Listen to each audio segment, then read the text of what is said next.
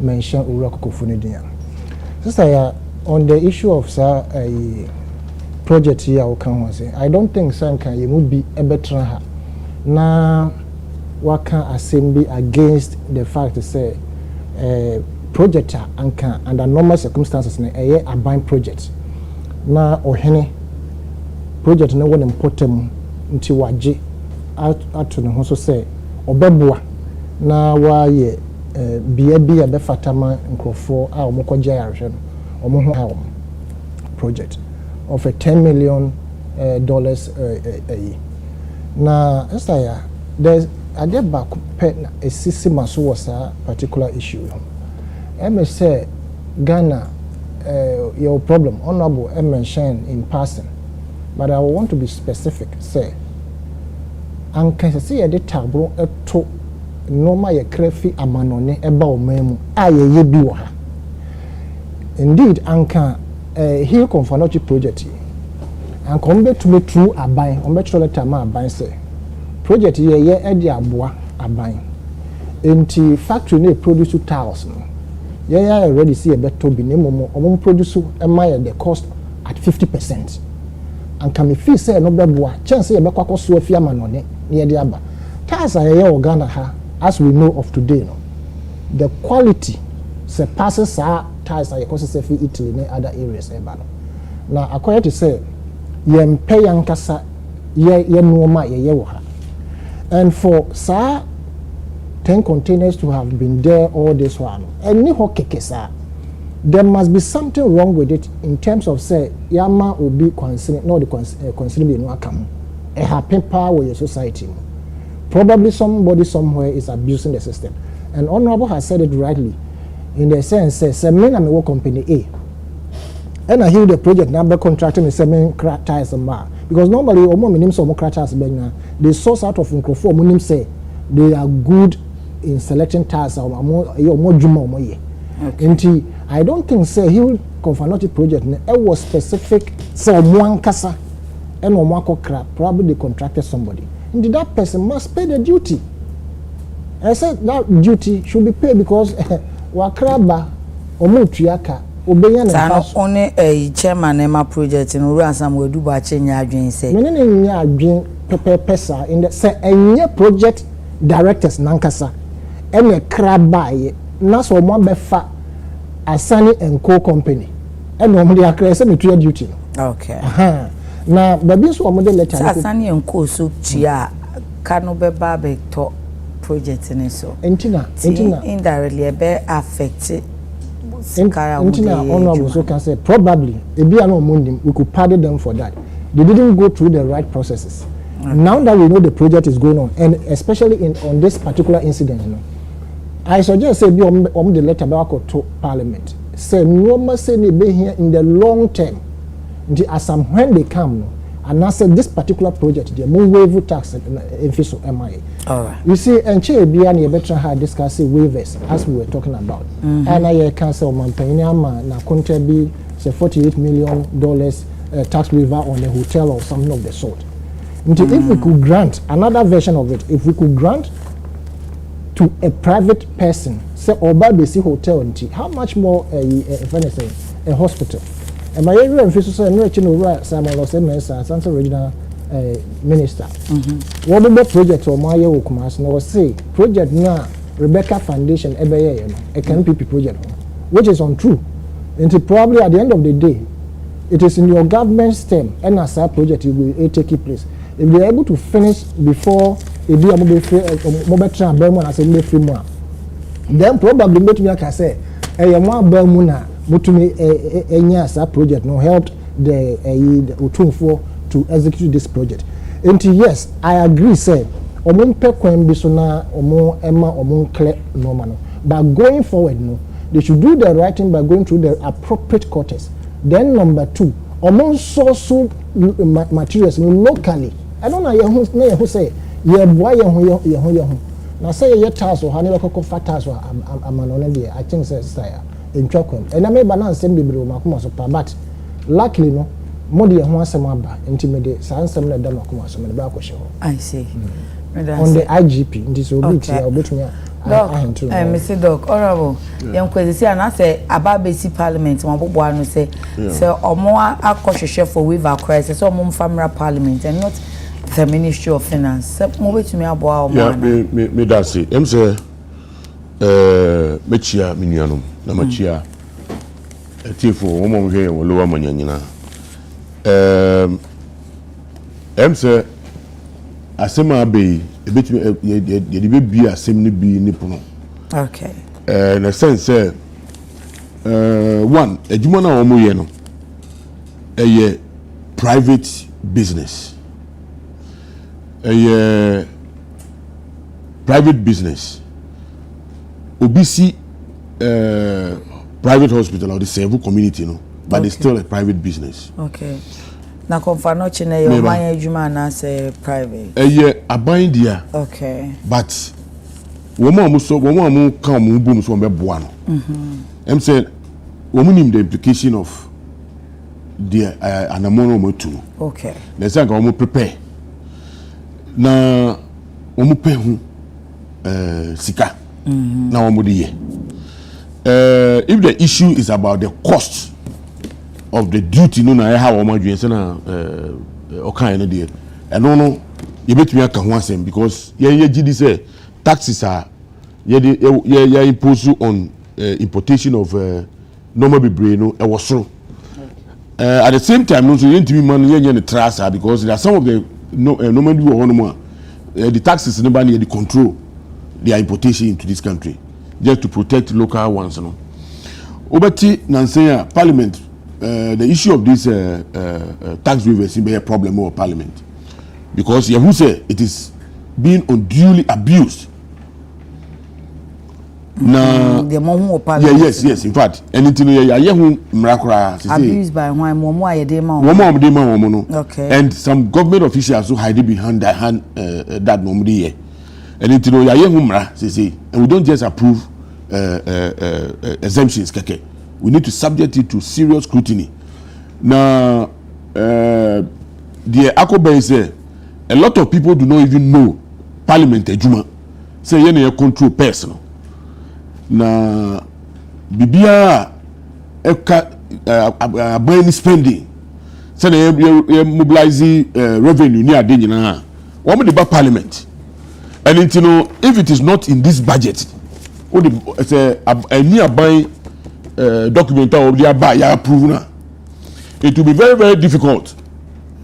Say we sorry na wako catch the Ministry of Finance or months we say because ya share budget na ya no ya projections including the paku and all the tithes e be nyina no. I am sure say your businessman already know this is what he or she does and ya share and we say or no this I know me ba my projections and they say we are getting so much revenue from this. I can't yesika ye pe e dey aye puntunjuma organa hanu and the air who say a lot of them e wo hono mo ye can say dey na ye dey sa waivers ne ma wo mo they misuse it one mo dey normal shishem e dey ba e bu wo hono mo in some p me person me can some of the details on air. But the fact is that okay, so mu grant waiver na then na mu share na mu dia grant. So all the details of the normal obekra no e dia ba no. Say that no mu san di bibi fufu shishem. Na make say what grant waiver no dia money pa no so for 10 containers imra. Ye di koye adwuma wo what do you call it? E bia Kumasi. Okay. Container dudu nkoko na yira. Na ekopie wo bishop mu a. Say no so yasem. And it there all manner of issues e wo ho enti no yaye mra e wo ho ama sese no kra no mpuno normally could do ho no mo some of the committees no say works and housing won be kwa inspect it ni ade na ansana ye be grant no ansana ye be ba parliament no as I say procurement for ni ade nyina ye assessment of everything no who the impact ye be the impact of sa waiver na ye kwa grant no on adwuma ye revenue ye ba be ye pe e Ghana han and it you don't just get up and just ask for waivers keke. Parliament must approve it because Parliament approve what? I say what is the impact on your revenues are here? Oh, because they approve sika say yen. Now it looks like there is some assumption. Obu honuma ebia because the pako only dey there no or ya ban munipa. And I say or support or aban munipa to say, oh, once it is Otumfuo that is doing it. And I say yaba health. Then we can give that a contract to somebody. No money waiver. No, it doesn't go like that. As I say about parliament. Now parliament say they scrutinize in the say adia mudi bay one ye nya bi wo Ghana hanu ana. Ye nya local substitute. Ye ni bo no how much and aban baboka. E dey faso na e dey brain. Can we do without it? And yeah, essential. We consider before we approve. And it say bibia ko ban sa now we must try to finance. Finance doesn't have the power to give them that waiver. You see, you can about levies and charges near there. Yeah, maybe South Passport there. Look, there are instances some institutions no man fa kotiko no man kasa levies minimum dey nim hwe. And no when it comes to the parliament it will charge you because they don't have the right. Parliament they set all those charges no fees and sana won't be to be implementing. I will books you can make reference into once I budget you approve na abaye mra and u buswa e betu dey court now they be sanction. All right. They must take the right steps. However, the other thing is that one, anka cost no former, right? The cost no former, maybe they will not have such a problem. The cost of project, including everything, and the cost of which is the $10 million and our yes, taxes, American. Tax 1.7 million Ghana cedis. Yes. Okay, on the 10 containers. On the 10 containers. If it is not high, you can say it is all because say higher. No, maybe they contributed to the rise in the taxes. No, the fact say you manage exchange rate no so ye. As you say, a cost because you can your taxes they are in percentages. Okay. And if 10% of a certain quantity CI value of let's say $1,000. That's how 10% 1,000. Now previously maybe I 4 cedis. And then dollar now call 13. And we share the quantum leap it will affect how much you have to mobilize to go clear no man. It's another factor. And much as we want to control importation of goods I substitute to Hanomono.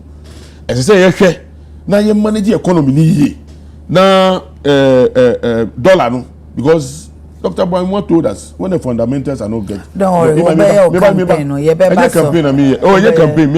see, these are the realities. No money, no cost. And we shouldn't run away from it. The fact is that we are not. No, it is a political topic that you can it is not. This is purely technical. I see. This is purely technical. This is purely technical. The can say, so 10% of 10,000 or $1,000. This $1,000, depending on the exchange rate regime, you either pay high or low. And then it's 13 CD something. So you are going to pay almost about $1,000 will give you 10,000 and 13,000 something, right? Okay. Time another year 3.8, remember just 3,800 and something. And this is also contributing to why the people are unable to pay. And a banner no unfortunately, no Mrano and Mamu yes, By a quick one, many further information on this. Okay. Project, Ankasana, Etuana Monse, Omobekra. Okay. Now, Omukra, Niamane free manufacturer, Nankasaho. Okay. It is our profit margin and Kebia, Yadema contrast, and I'm name of us issue, and Tessa. All right. Until Omune manufacturer, Nankase delete direct. According to information, Omu bet me a 40% of the cost. Okay. Seka almost so will be the deal in itself, it's okay.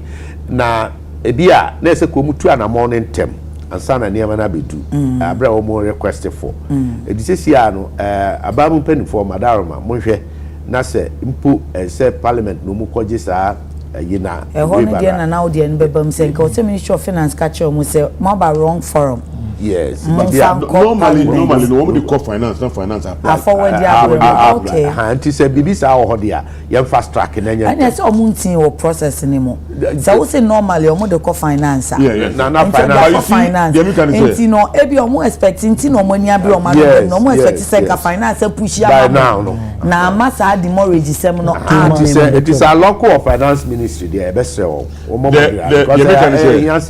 and then again because now you are buying says or yes our project you know and now mu why can mu aye it doesn't really matter and then what we say doesn't it what we say yes I can say can locally produce by information information which say most of the items almost also from local most of the items now when natals na the man source manufacturer no direct contact.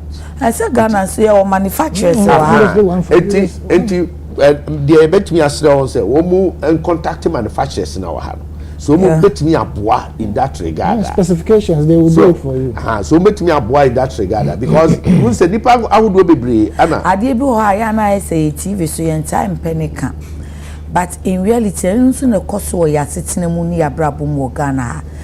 Omum bia on pay local because ebi mbeka Ghana de no eni na enu eni nansa na papa well enti when say those are some of the issues enti Ghana manufacturers so send your best say quality manufacturer bia wo ye bibi wo Ghana no ma quality no hia if it's a Ghana for bebre be kwa abrochi akoto ade no because of feel say me koto ade no wa abrochi a eni say me to Ghana de na asa abrochi de no bro nya yusu agya kra me yusu no still e chema me na nso go brand new one wo Ghana e chema me sa no no dey say encourage local industry wow project we na ya ankra bia obi awo ya fa se kwan wo baabi e bia me na bia wo ya manufacturer outside ne bia me no what terms so say project we me hu wo nti madaroma mbeti preko 40% reduction there which is a no can the Ghana has a tax company on water crowd in him betimi aye yeah you see among for motives varied and in fact my involvement in some of these things no emma me who no be brave also it's so revealing what him say bi mo hodomo when we use tax waivers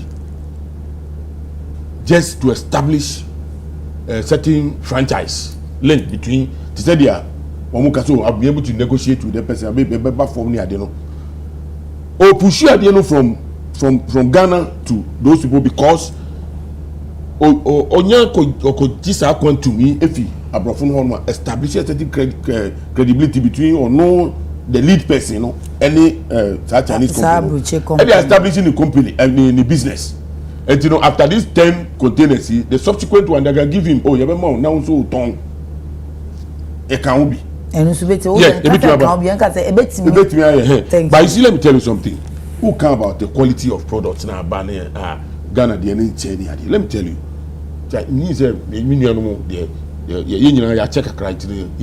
Chinese ni Japanese products. I mean, use example Mazam toothpaste. Okay. Buy first, so be ampe. I know a shit. Yes, but woman the back, Chinese for no call home, and one of them use you. Mama ya what reports? I improve no. I'm a neno. Hey, I'm so much rename no cry. I know.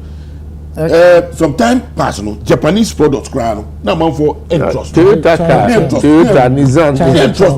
But you see, as you use it, you know, now you know, so I didn't know because now I say anyway, look, you buy things from China. Who could touch Chinese phone to maybe China phone.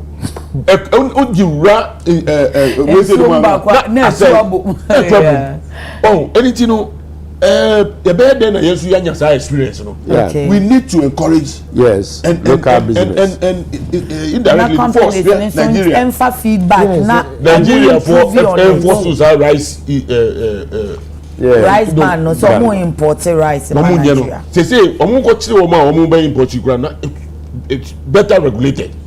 But encourage their farmers, look at their population. Who call Nigerian restaurant, who call Nigerian hotel. Look at okay. And it doesn't come in a day. And yet easy. And easy. But you have problems along the line. But you know, guys, a 10 year give up. Yeah. All right. Wow. Thank you. Making kind comments. Kakana for me share AG Krata or Diama IGP. Kwame Nasiriti, I have for change. So Brian Champo must do everything possible to come out and apologize to the good people of this country on his empty comment of not handing over power to the NDC come 2024. Full Circle says, good morning, Dr. Kokofu. The man speaks well, not today alone, rather from the time I started watching him on this program, and he comes to make solid contributions. He's calm. I think that I think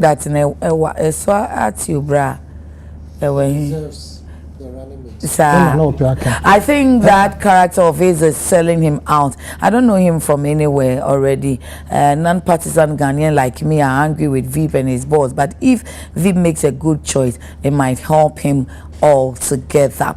And not to follow the pressure from Ashanti. Hey, Wachobi, sorry.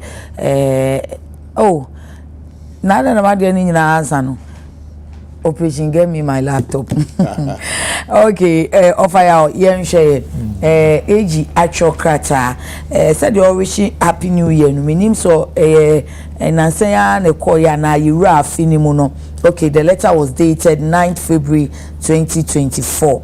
And now Chokrata Idikoma IGP say omonya complaint office of the Attorney General Ministry of Justice and ya complaint every Ghana for bebre ho lawyer for senior public officials wom and your man for say kwanya ya na posi for eji wo mo cars ne ade ne ya na enye fe kra na posi for no so kira say o ye o offend road traffic regulation ni bi na omoje car ni siwa chese omo impound dia omo DC officer omo kokoto a exhibits and aban lawyer penisi was rather sa situation so ye exhibit A, exhibit B, exhibit C ye si wono etumi kura the judgment that bre omo if you say baby as na nipa no dia aban akoko to say my boni a waje mka si obi a mebe fa meka ewi abona nsu abona party bi kura ni ho ani ade nti no wo srese be ya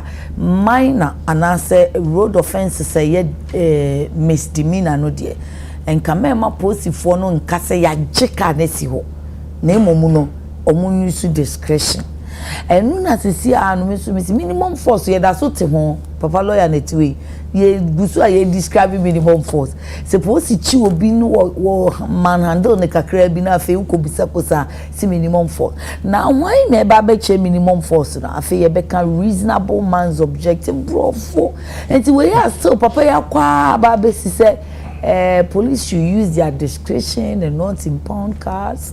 So advice we ye fan to hen yen can say na en agabo ema yen so my IPC tumpon.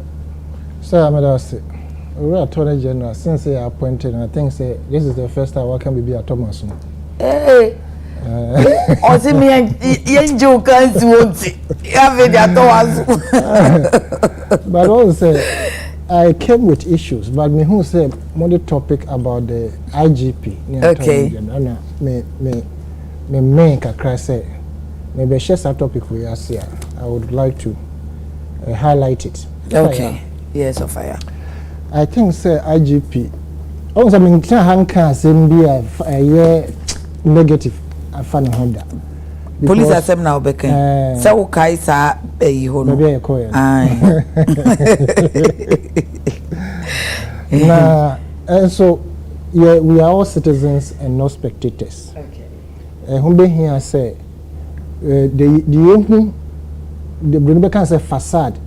I say police no the who anymore painting ne visibility ne K9 dogs ne sa no manama ye hu no ye nyina ye perception say the police is doing well but say the information we keep on getting is the same thing. Almost everybody who meets you on the way, information about Chiwajana Hobe Kanchro, and police no. It's the same. Which makes me believe, sir, there's something untoward happening within the police service, which must be quickly checked.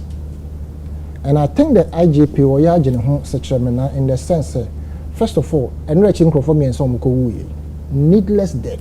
Police for now, no more Coast Church in the Eastern region. What was the need for armored car at that place? What was the need? Offer. Yes, what was the need? Young Conco Conto Quabia Ho K9 dogs, Nenoma, I go Guho Bibrino. What was the need? It was needless. Here, information reaching some baby. Yes, you protect them. Security analyst for your intelligence gathering, no. I can't wait you man, so we need information no more. And baby, any publishing could be a sense among the phones, so that time they are more hard. Into shouldn't they prepare and sana situation or you don't prepare as if you are going to war. I mean, Easter celebration, the way and manner it is. You are thinking to say typical Ghana, oh yeah, and you're Koji. Maybe question then they say, and someone did for terrorists. No two ways. Asia Muti, Dr. Adam Bonamu, Bakacho, and Imano Kotimo say, Omuba groups and Omu. A time baby and Padudu Asia, no Makodio Monsa Mondeno ho. And Tabia Easter ni Munobeshe na Bibia Kwakofa, so inti say or prepare no adequately say just in case. You see, the bonning is the issue of facade, okay. With that show of a lot of security personnel at that venue, you know, who say IGP and as a police in a born homody. Yeah, things are not those who died. The lady I know say, ne papa trained almost half of the whole police service. Very, very, very tough person. Nipa training about oh, right. Now that particular driver now, Oyusu car, he had given several reasons why that day he didn't want to move the car.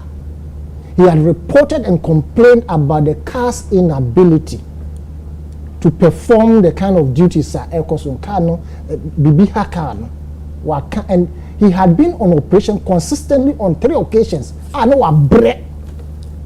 He told them, the police, IGP is aware. Your evidence? Oh, sister. Said you can cocoa juice.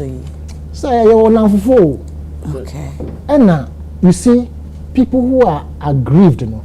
Sanka nipa ba kum yenu ka kire na say wo hwe na say ensisi so a but obi obehu no they say the same thing. They say what? For instance, nkrofo a anka omo adu omo chief inspector omo chief inspectors, they are due for promotion. Promotion to ASP no normal. Nkola protocol I do omo aba be sign omo. This is what is happening. Right?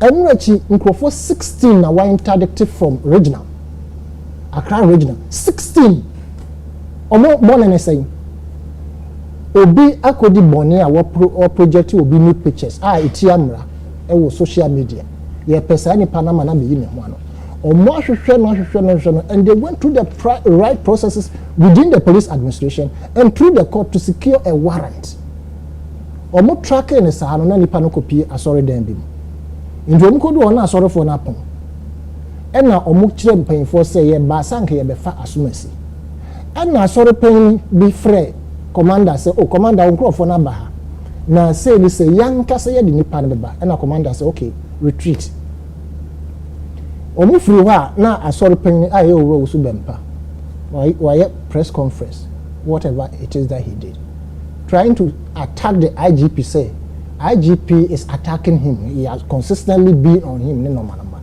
Because of that, IGP has interdicted 16 of your men.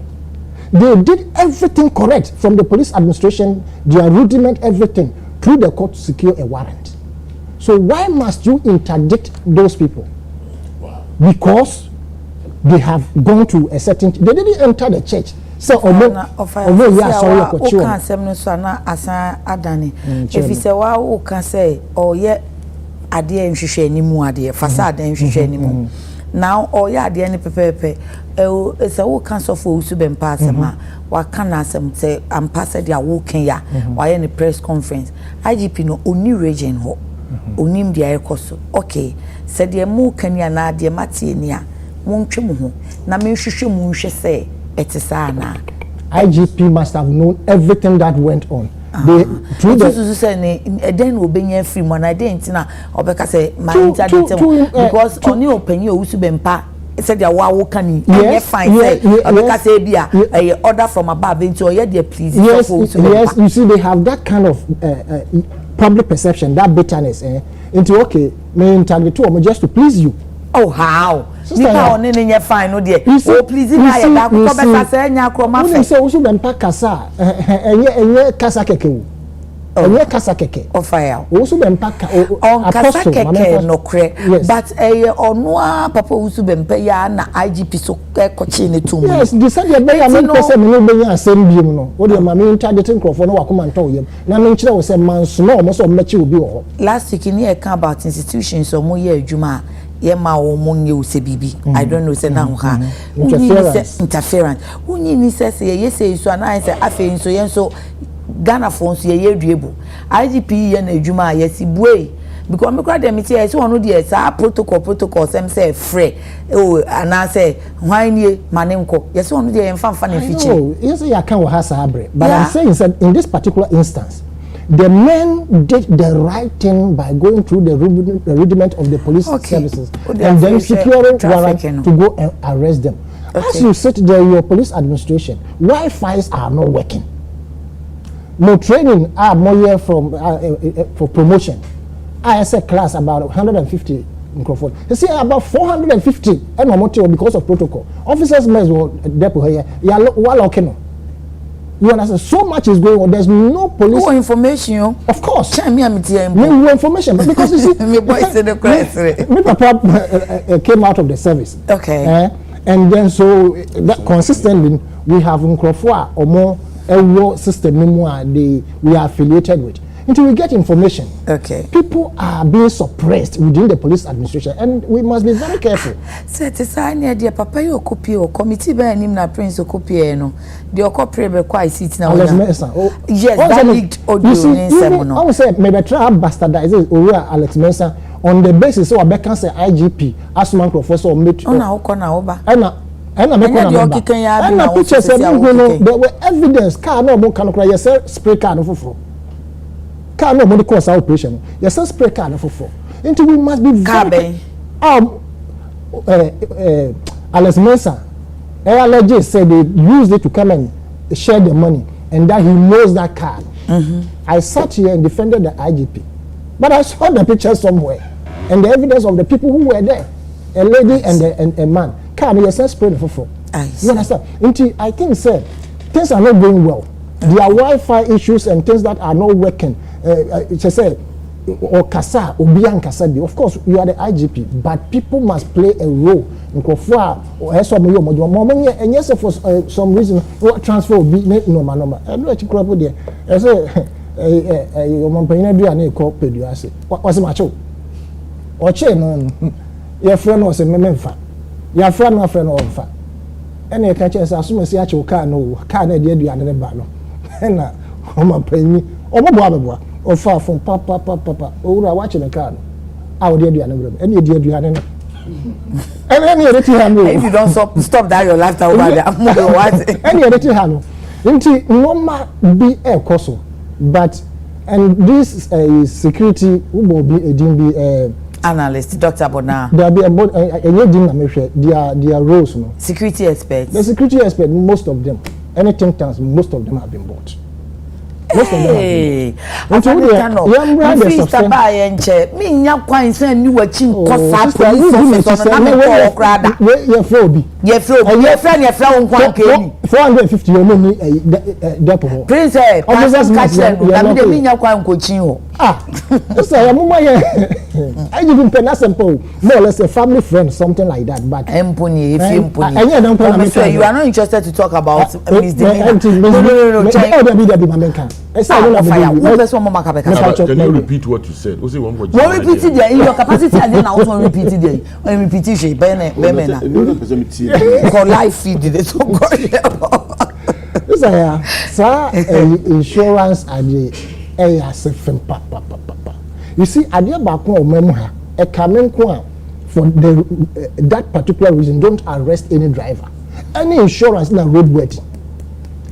Insurance may be a bit cancel the car Kobobi. Emra insurance may be a bit cancel the car Kobobi. Ghana car insurance and Kwana Emrana Jen say so him sir. Yes, but I'm saying say anything I make say Bianca Odo car Kobobi na insurance be a say the panel so and so. Had it not been that, road-ready and insurance are the most useless things. Insurance companies is Did you say useless? Yes. And then now if you say your platform is your gentleman's agreement Biana. Okay, I regret the useless. So I won't cancel me. Okay, so I regret that particular word. But I'm saying say pass over to insurance ama ubina bibia ama company bi na bibia to ka ana bibia to wankasa. I feel the work the necessary documentation for your insurance. Na akwai bachi bidi. Ntokwa ena na esi wo. Until for somebody to impound your car because of say we renew insurance. No, I don't think that is fair. One cross a red light on na 1 year. Road ready say ya your car road ready there be a police for che daba. Hwe ya kwan. Ya ji road ready na dey. Until road ready bomb the crop me pesanka and can be lifetime can be road ready. Because where are the good roads for us to drive on smoothly? Because say when you are paying, but be elsewhere. Say a car another car to and I say be an accident. Right there, I even mine or no. Because your car is registered and linked with an insurance company, no. There and then, your insurance company will provide me panel or the car another car to drive. And yes, instantly within 30 minutes they will make a choice of a car. Thank you. Unfortunately, what you want to ma honorable Nsroma.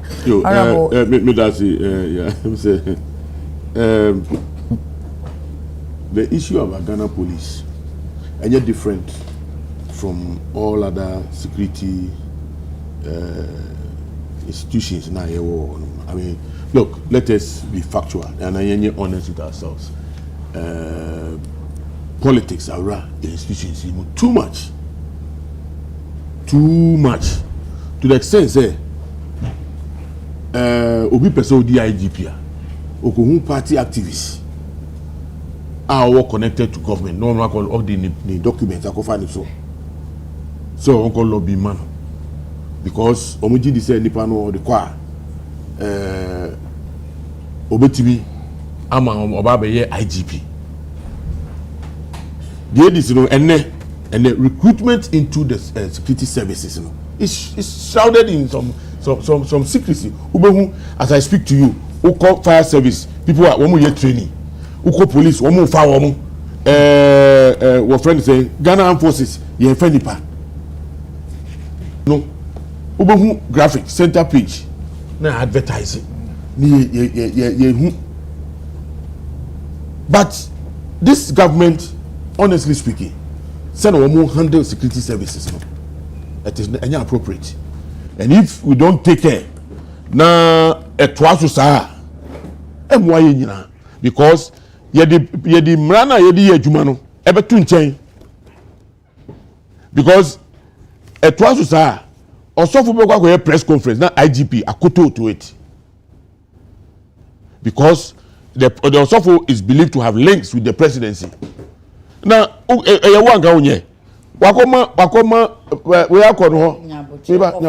making allegation. You have not ascertained. I am saying what I know. Otherwise, now the Hawk newspaper. Yeah, Mr. Wa, the Mimi Nimno in America, and I'm sure said the Ofaka ya na waponi bi ya kan. The American say, Enra Enra Vice President ko Ozu Bempa ni sorry, eno ko man ekunya. That was not the first time I'll call. Oh, Mr. Wakwa ko man ekunya. Ama ya big we say out of it. So we are IGP aban betumi apam we fi onmo na bibi say balance the pakwa ya kwakoma vice president and the leader of the MPPCC no wakoma ne konya ba be ka bibi say papa no tata na who go be then. But if you had a system where they are insulated when we are independent like they are supposed to be what is obeti and you know your best yen nyina ya kan the politicians must move away yen say fisa public institutions because it's becoming too much. It's becoming too much. Look, arrest here or can say look, say uchi obi insurance. Akwa be so na odi hu say nipa no any insurance. Wo data. There was system no me say uchi me na say me insurance you can find out. The obeya ni say tro manu nipa no court mukpum kan say warrant. No, court no read enyasa. Enyasa na mo me no. Ye tro paper de no akọ court. No akakutia. On man paper be at say fine paper. Yeah, fine paper say no me no. I don't think so. Yes, court yen hihye ni mu no spot fine ye chuma. No, no ba court because eventually when they detain your car no, wọ́n see you do court. Okay. So, you see you do court. And I think that when we chiwa any criminal issue quickly, otherwise sometimes you call police station now here cars are impounded. Sometimes you ask the reason why cars are impounded. Some of them who say such issues no ground they occupy space, cars no occupy space now say me district one of the police commander fufuraba me born abaso look first no ko do police station anymore cars go on hey ebinim gu ho no sa ama amanfo kra di ebesiesie mu ama akrofo kra timi go wia oba wakle ni nyina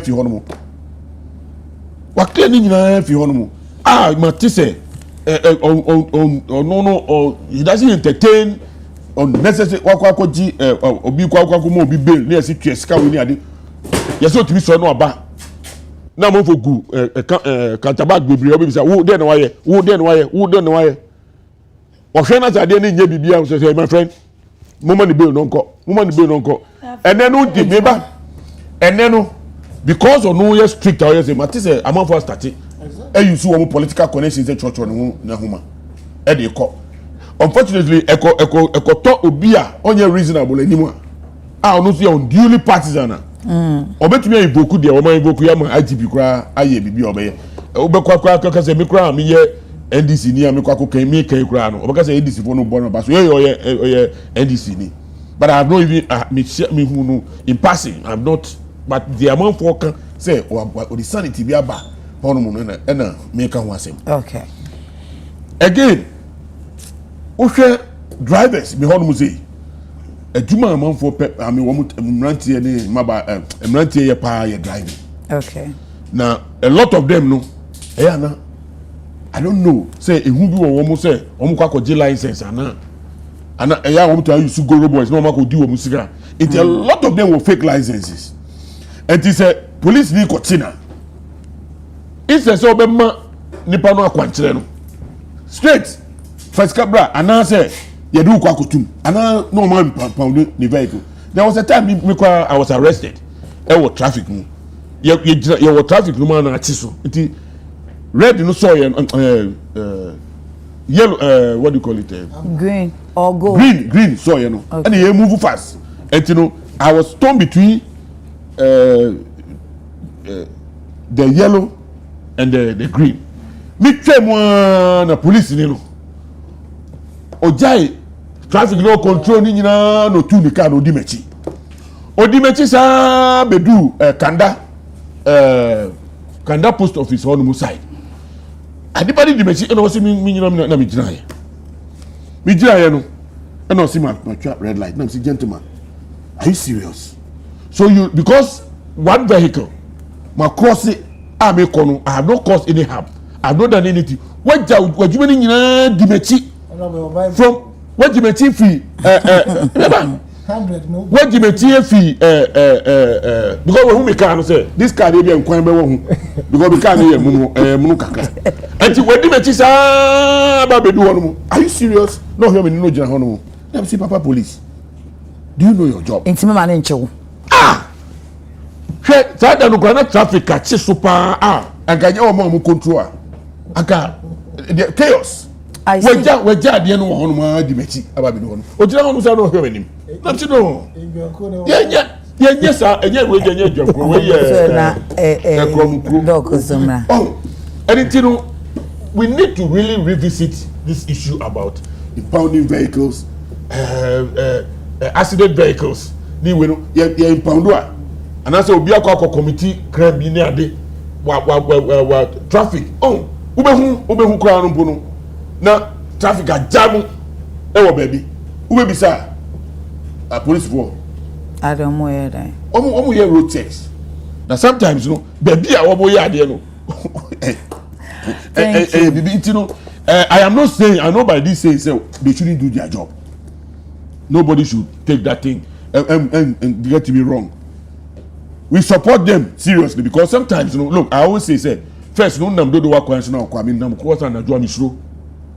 Today, kwa share woman that one alone cram my confidence me Emma between me office about 9 and son me call because traffic no call. Okay. Now my driving from here to Dumasi in the night. Me call checkpoint be sometimes me and kasa me jina na me no me din komo. Okay. Because when we jina what do you call it adia sana whether na due. Okay. The boys no mu jina hono mu wo mu ye and no kura no mpuno scare and if they have plans and whatever and I know I use road use am I confidence me between you all encourage you talk to them. Sometimes they don't ask me anything but me police no bisa me ubisa police now force so ubisa me be enemy man thank you them my doctor I drive stop me encourage you they me meet me they encourage you say we mfa konyi to TV no me ade it's human. All right. It you know you best say woman say serious extortion. Now we judge police. Your roads no so enye civilians roads no so enye. Now you be jina car na you jina car no e wo the little part na eye no. Now aka photos akese ho na obehu say woman ja na afi na cars FM no. No eye nuisance eye seriously eye dia wa kase maye nchi omo nti sa no up to them can say one can say me to me can say maye nchi omo but the undue and delays arrest minimum tiasie nim ti se dia oja de jumoni nyina odi mechi anya sa muntumi nka last one muntumi nyam odi mechi ebedu hono ma bisado ofe no jira hono mu me dog yanko ebi and I'm sure there are a lot of instances AGD trophy say na saying yes visibility na omo aya toto moto na mo no so ye chill back na police ni ubo na manyo no shata de ben omo moto no su bia o ene IG boys no a enti omo no su de si onya chiwa amacho enti yenko pakeka ni so ne omo de impound ne de omo ni je ho pa enti ase amafo omo wachi so kase a AGD kan if we say as I empower some of Emranti any bia what service no ye will be one from IG boys at it is I don't know how true that is. Yes, you where your IG boys no muna usually no or more those vantage points na or mo cheche nkofo e chiwa obe panic choice lawyer form of patcha me first time offender to say who the first time offender or e no cry na watch no o ka say o panic cho nti ase macho no de macho my impound the car no. Yeah, topic na catch ne hu hia me pa me hu ya ka ma de no crash ase. Dear Dr. Mahmoud Baumi akan. I don't worry because the police me hu say honorable Telabi me brother on pese be kan nti wa kan police dey meba nti wa dey police dey akọ round aba ya wa say ade bi o. Okay.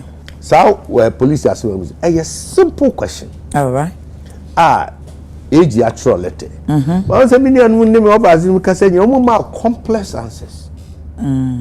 Simple but more complex. And you way any simple mommy.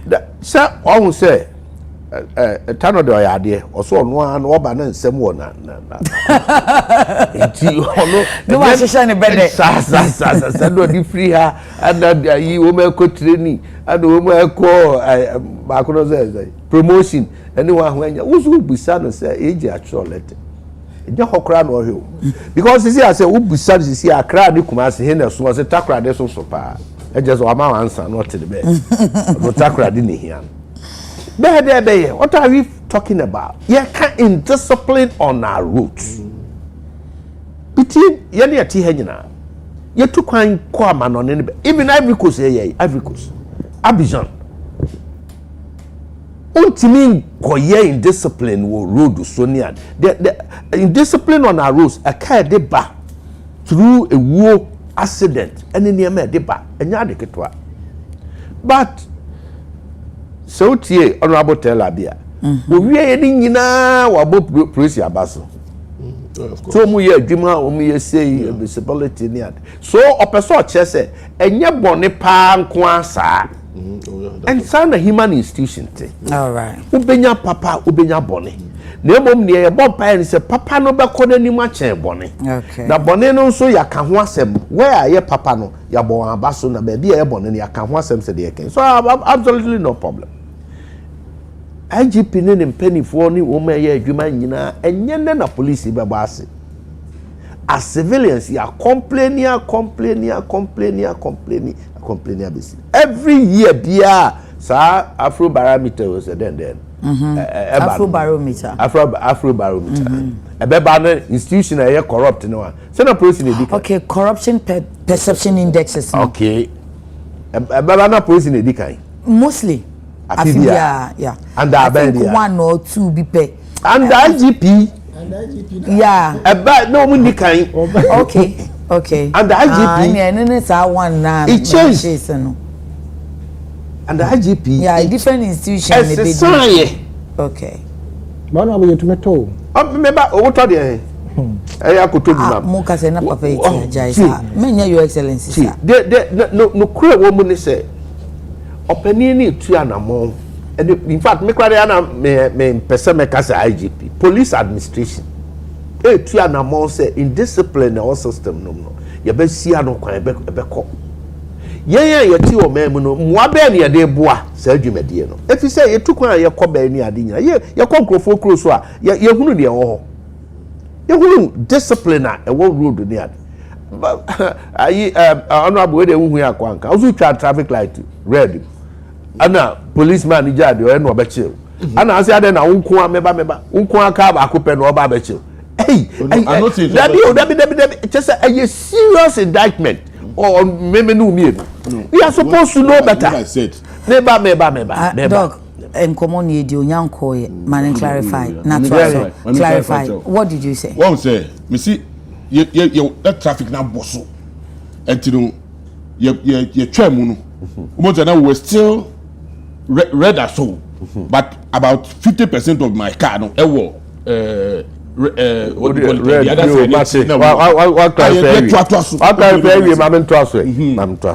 it you have absolutely no business so about bukurefu only mebufu I was really surprised why he left the traffic no control hormone the larger one no thank you just here big fist to say what do I example will be who said yes I'm running here Juma Abuchi MPB me campaign traffic in the me experience okay they call me that crowd there na me say EPA uniform na me THC na ya frame me say kofu bi okay the person back at the airport over so I need to rush it me name driver na me police escort at the front inspector it you do o call airport yi ho no police depot ho na ni mo aka wo tra military yi ho no defense ministry ho na motor rider bi dey go for airport it pay for people to omu ko na the driver na ye di akire ti ye di akire na police for the holding fun say ye nka we no just say ye take advantage ti do ya no mu gina ye gina ya no mu ana we go far side ana me driver ne say me nim boss then I'm not so boss ne ho na oru ahwe no hey honorable design am se boko o si my chill driver no tell me o si my chill driver na am see o o dey lines na boy ne be me driver ne be kasa na am se dey ma ne nya na adwuma ya no ano ne airport police station koduru ye na esese ade chi aye court nti yesi ejaka no ho nti they offered me another car I'm so there so me call so classical example of age problem because me address issue no tie me so buy na say me jaka no official car ya me official car ana car for buy ana me de call one I applauded for them so wo manya akokoduro kura hu say deepest machine na traffic offense ya chene driver enya me na ya chire mi. Two, as I said, your court at the action, indeed, at the action, your court. Anna, Omufani, na Yabefa, your car. The issue of say impound card, IGP atro, so listen. I want near my me son. Car now, Ubi car now we impound, and some who are fast security and Macan. Woman space any anti a pressure on the police itself. Administration, that's one. Two, car now we impound no offense na na bonena wo se waye no enu odu pisa se hu behia se car ni si ho ana. Three, nipa na ode car ne nam no wo hwehwe na nya de a wo behu na na ana wunya no enu ti that is why AG say discretion. Okay, so you should discretion. But the emphasis is classical example.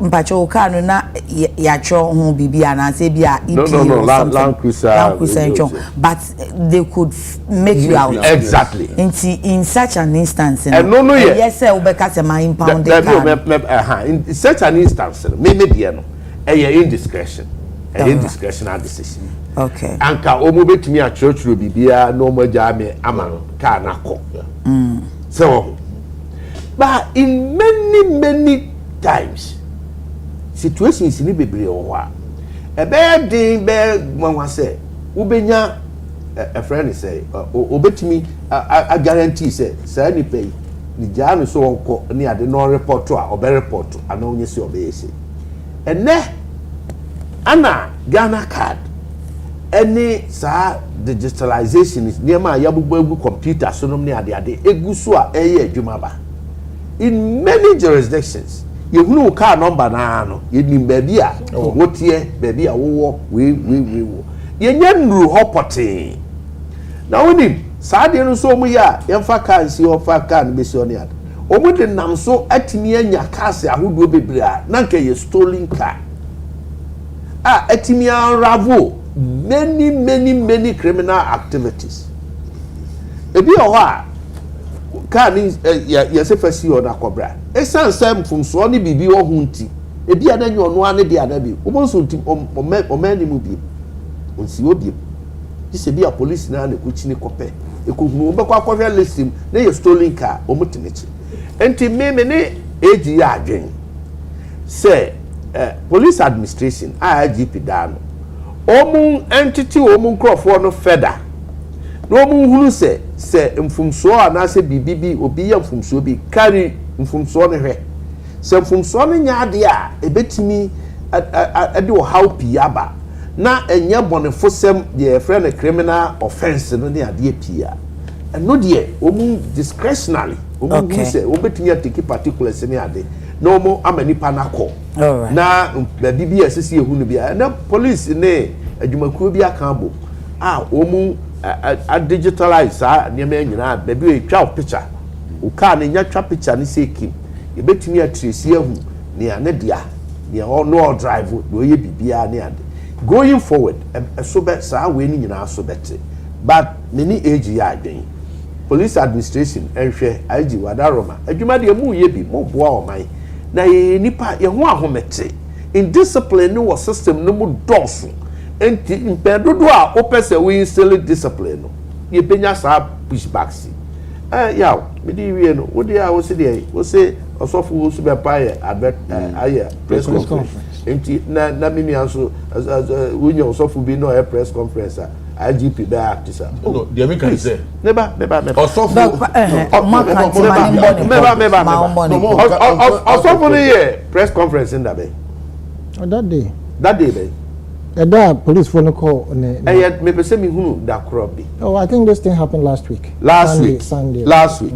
Okay. Anna Dr. Mahmoud Bawumia call openina sorry that be. So call be. Oh, the interdiction happened before Dr. Bawumia called. Oh, kwasa o kwesi ade. Enti wo so call ba dada. David. There's no correlation. That's the point. Into all linking na kesa o kache say. Honorable Mr. No, I didn't just say link it. But the truth in this say. No clear woman say. Enu ya hwan no clear. Me no clear. Ani nyina no clear. O David. No. No. Na za me no clear na ka akobe nyina. O David. O de kan no clear ni enko wa your excellency. The clear woman say insurance policy in this animal. Okay. Yeah, can be insurance and one year who try any policy no near a bit near ya boy.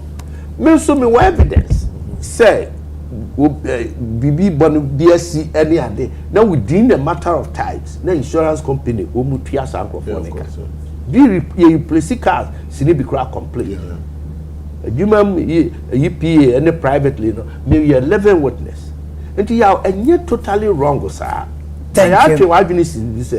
Of all the traffic insurance in Kwana Mrata say a year compulsory SSOE.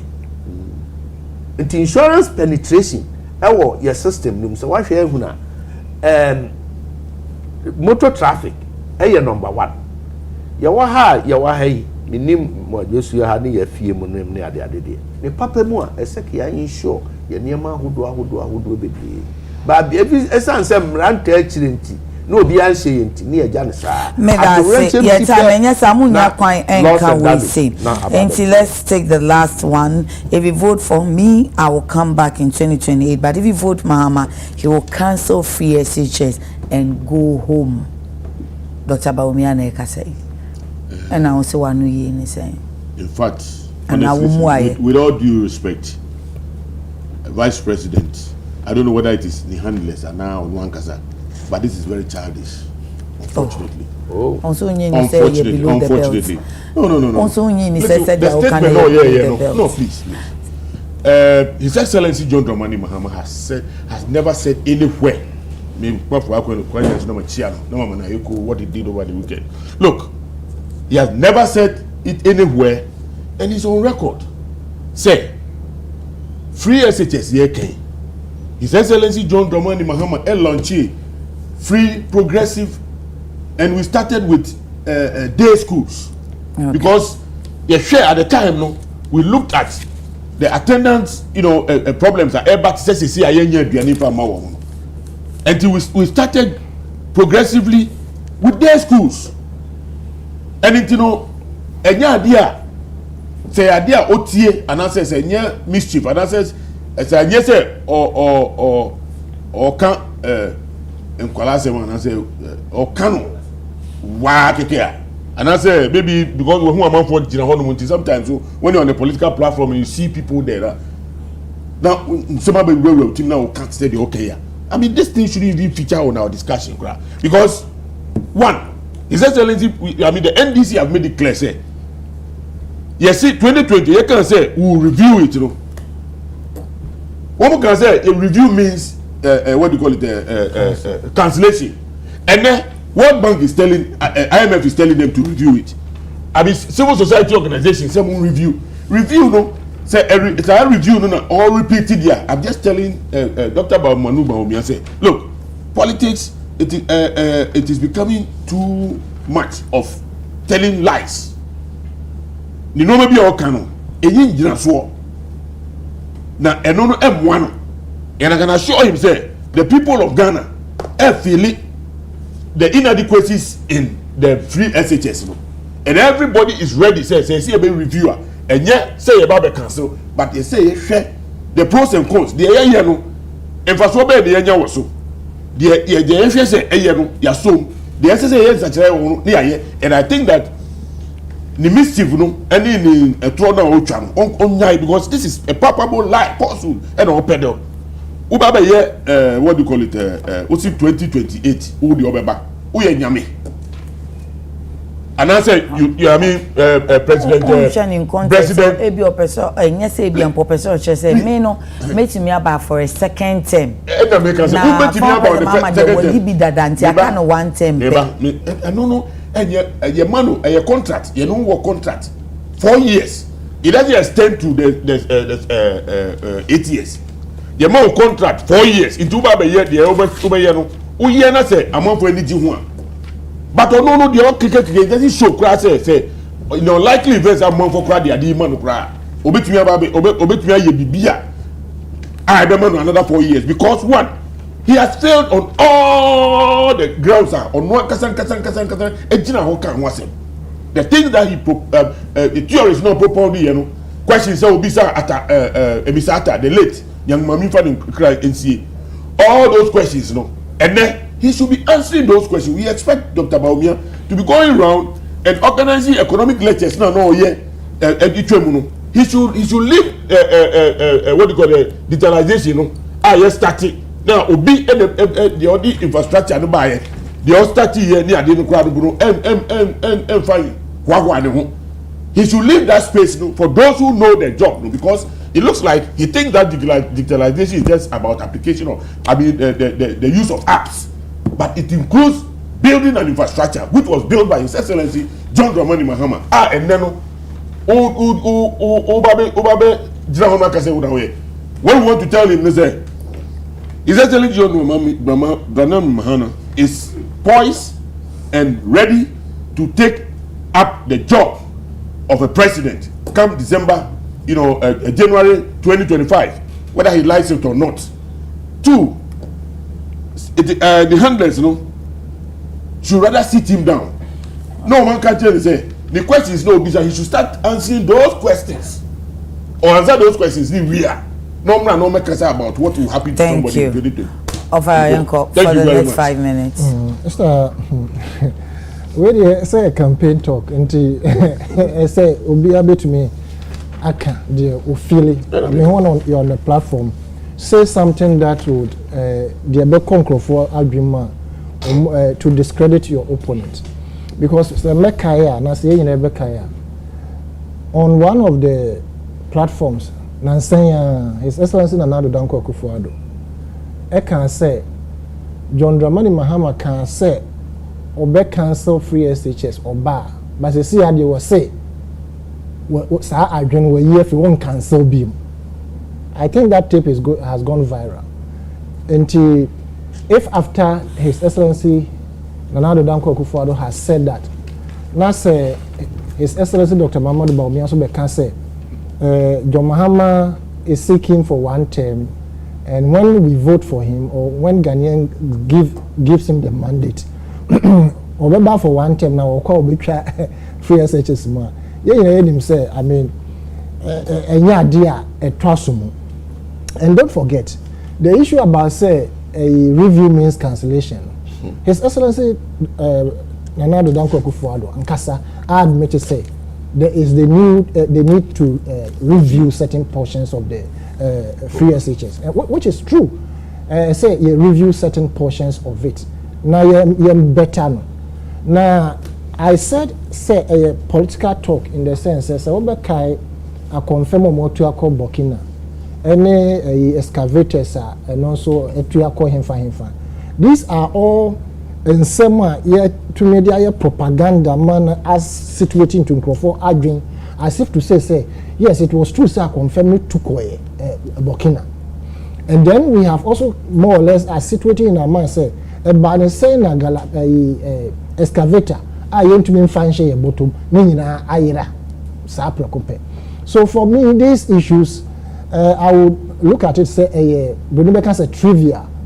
Let me just say something. And you know propaganda sells propaganda or politics me who answer pa. And yes, everybody knows say what His Excellency Dr. Muhammad Bawumia said Mahama Bo be track free SH. We all know say true, right? We all know say excavators didn't fly. We all know say I confirm they didn't fly. So these are some of the political jargons on the campaign platforms, which is allowed. So what can I talk to Fajuma? So be it, then we take it up. Now, so what can I say? See or Mukuno say, oh, wait, what can I mean, because of course the NPP themselves have admitted say there's the need to trick the free SHS. Omodri and DA Momo. I mean, first infrastructure and into largely, no, for me, what he said, no, is something trivial on the political platform. Thank you, Your Excellency. We did. Running mates are better now. Any trivia. Asempa. Tell I be any baby more. Asempa, chese. Bibia wada bakwasem. Bibia makwa. Okay. Ebra na na doda kwakufu adunya aniswade hu na owo opposition. Obie na no kan sese Ghana for man kwan a na ban be introduce free SHS. NDC for sere. Yewura Mahama no president Sabre no o se ye kuntumpo o se enya possible. Omu general secretary ne o ye chairman Yewura se dun katia o se eye wura se 419. Sabre and education minister Mr. Leo Kran or say it can never happen in this country. Omo advertising, omo sponsor advertisement more than 140 women. Bakubi a man will be seen there or Babesia Ujina TV so ye free HS ye the other Yanni abet me a my MP a scam a 419 the records are there. And she said ne Nanakufuado abaya tinia ye. Aba bedum pempen so na fe de manya gidie hu se na nka enye ye honhom na tukọ ne ayeye na munsuso mo pese mo de mo twitwi hu na munya bre bi a mo beboa ahye mu kena eye ni mo nyam na owo manyame afida kama mu se obi a question but utwi no wa say wo kan no say kena ye shade mu kena na say ade ne wo ho ene ye boso ye ni ye so brofo na ya mo ye no ye review nti pa review no e cancellation ya me ba ho review you can say review cry probably can say ye review cry nyene okay former finance minister honorable Ken Ofrata who free boldly free abemu be can say who be here say ye be search and NDC ansa kra na mo be ka say mo be review no mo ni kan fa cheopa e ma Ghana fo na mo fa se da ma president Akufo-Addo say onya akokoduro oyeye na wa ye mpo ene abeduru na say munya kwan a mo ma be review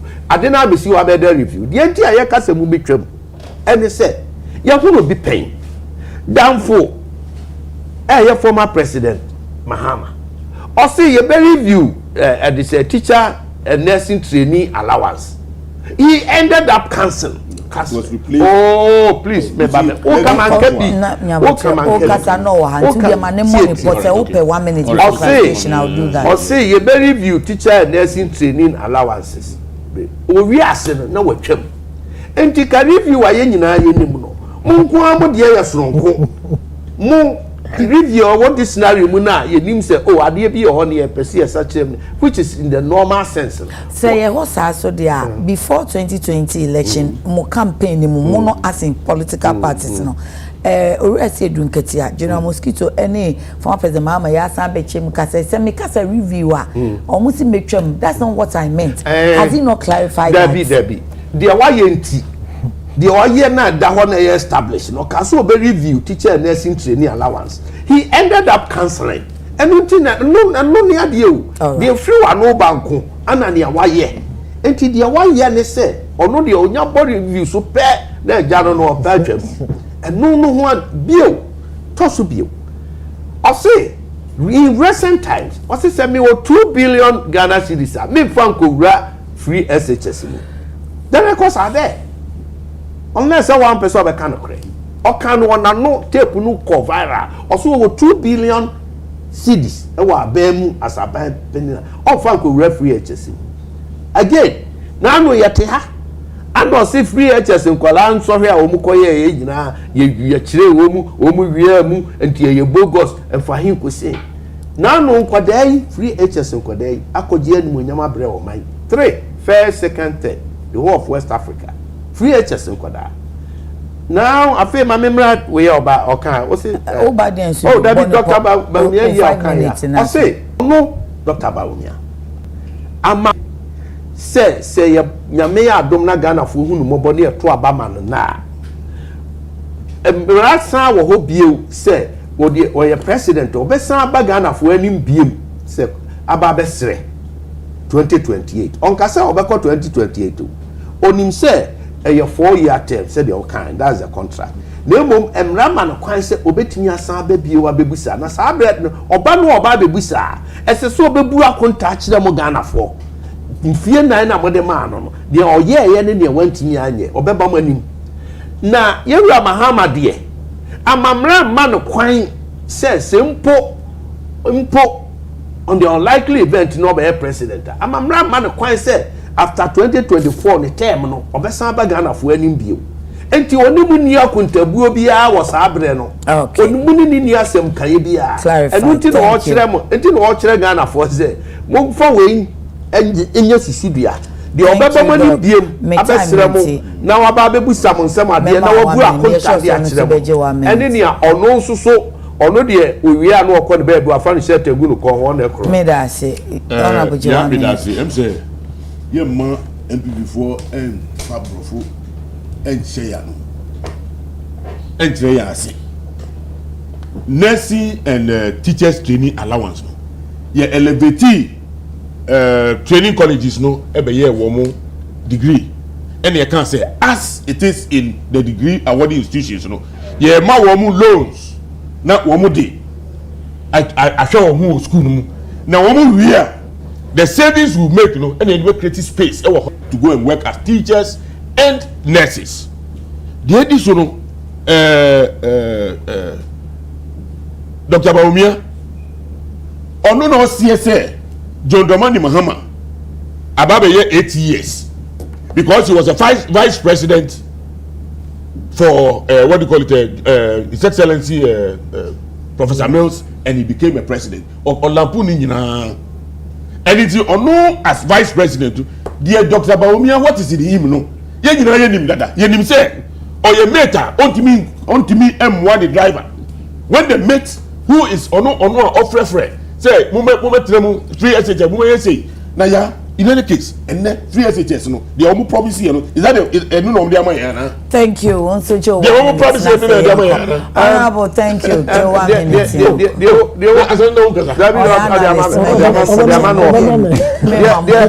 The woman said, I give you 1 minute. The woman said, if you hire OCCA, UTV share you by the ass, then you say, and I had you. Me campaigner said no more. Me wa picture no ho. Me ba me wa picture no ho. I like that. Me wa picture no ho. Then you say next year. Enti eyen kakra improvement na abedru say. And then free SHS here you come one. Aba bedru a chene am say nkola 4 batches or so. Enti say na you say ye tena se ne asa kire mu ne agu sama. Ye betimi ahunu papa de nipa ewo mu ene ne a enya esese asa kire mu ne ekọ. That is perfect. Thank you too. Thank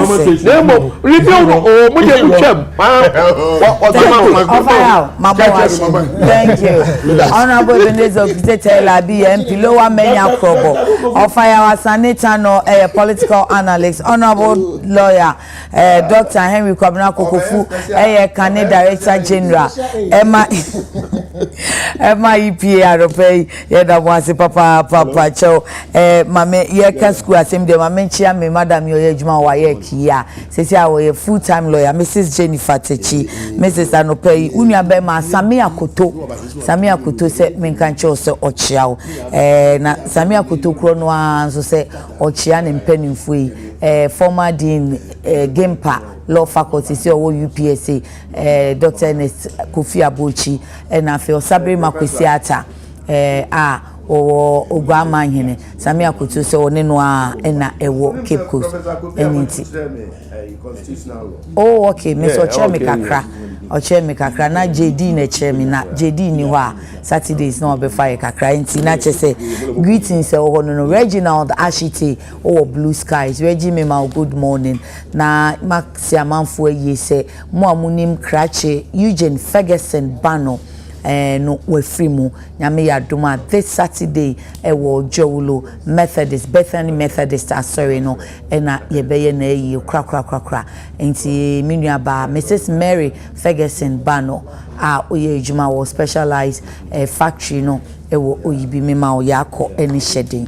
enti mo amaka ni nyina mo me nhwe se yebekọ na yakọ kata Eugene echi kra nti chini Sophie mehwe mo kwan why anopai me da azel voga se e wo matadia opama mi pacho azel da so anniversary ni mo enfie nso ni azel ba nti ukwa sales wo discount ho kona kwajo dear friend 055 044 6666 na utimi ni so the nails and beauty the hair mama ajusu onu so be friend 055 38370201 or lunch ne die enwa ene awade food bazaar or Ghana Telecom University honwa ena kokomlimlim so ben ATTC ene Accra Central so or ne Methodist Book Depot no edi animhwe or your delivery sent friend 059 896250 anopay me that one must da won so ase said da uji akunwa United Television na wo ye number 1 yakuna mani ye wono china.